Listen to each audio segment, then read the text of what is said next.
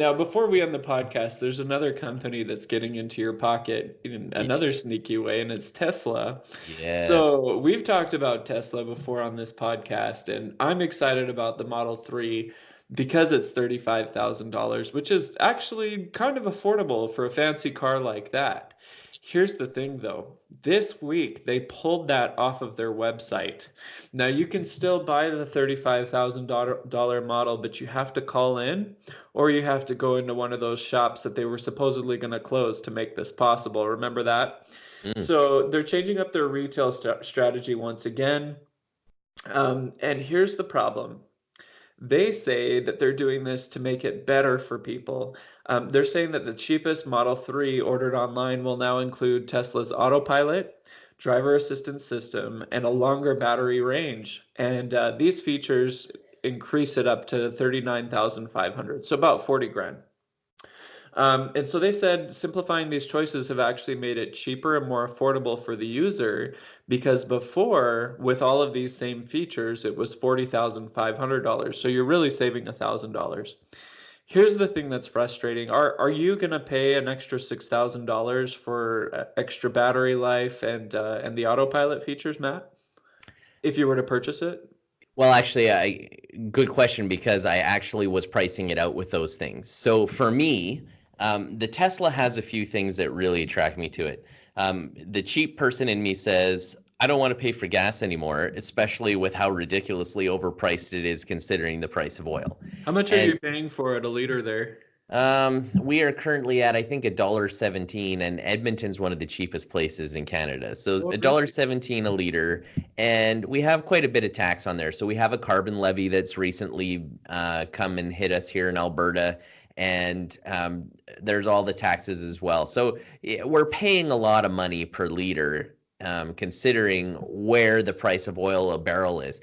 And our electricity is super cheap, Dan. Like, I think I'm paying 5.29 cents per what is it, a gigawatt hour or a kilowatt hour? Kilowatt hour. Hashtag brag. Yeah, 6.5 cents. I just signed up for a contract. Nice. So it's pretty cheap here.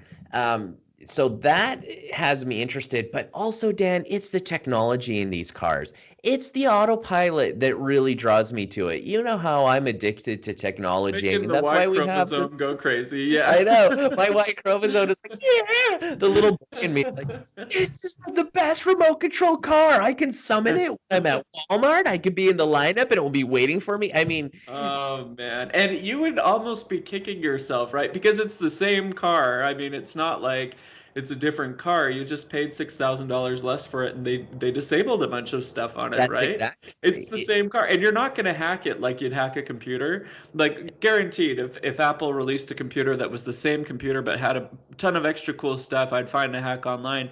But you're not going to hack your car because then what if it crashes? People have asked me about that too. Like, would you hack your car? No. Danger, Will Robertson. Danger. Yeah. And also on top of that, Tesla's constantly putting out updates. And if you hack your car, you're removing yourself from those updates. And those updates make your car safer, faster, smarter. And I mean, they've increased battery life so much, which would save you a lot of money in your pocketbook just by maximizing the way the car drives and the cells work. And it probably would save you money over time. Here's one of the most frustrating things, though. Did you know that the in-seat heaters are actually disabled unless you get the $6,000 Model Extra? So you can't even heat your seats. It's the bare minimum. It's the bare minimum. And the reason why is it's still cheaper for Tesla because it's going through the assembly line. So your battery is the exact same battery as the more expensive one. They just disable it. And actually, some people, I've read some things online, they said that will actually make your battery last longer.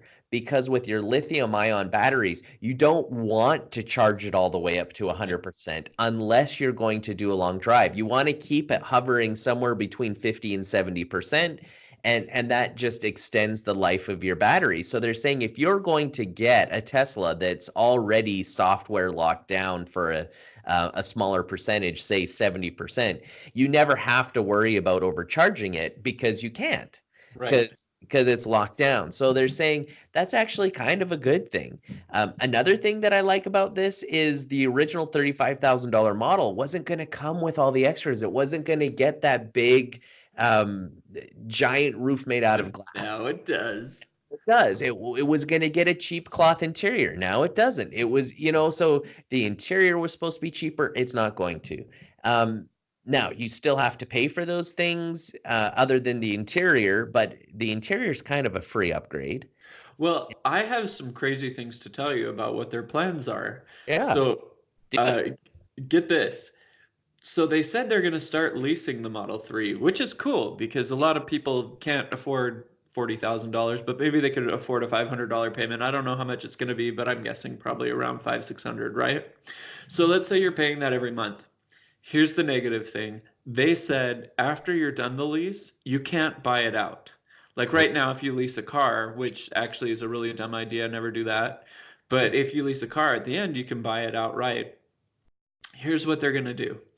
They have plans to take all of the leased cars that are done and expired, and they're going to actually make a driverless taxi fleet with it. So they're Yeah. working on the technology to compete against Uber right now. And so it sounds to me like once these cars have been out a year or two and people's leases are broken, they're going to have a bunch of older cars. And instead of reselling them on the market as used cars, they're going to use this as a Uber competitor. I think that's great. Here's my thoughts. I don't think it's going to be possible. I don't think the current technology they have on autonomous driving is capable of that. Now, I'm sure Elon Musk will disagree with me, or else they wouldn't have made the announcement.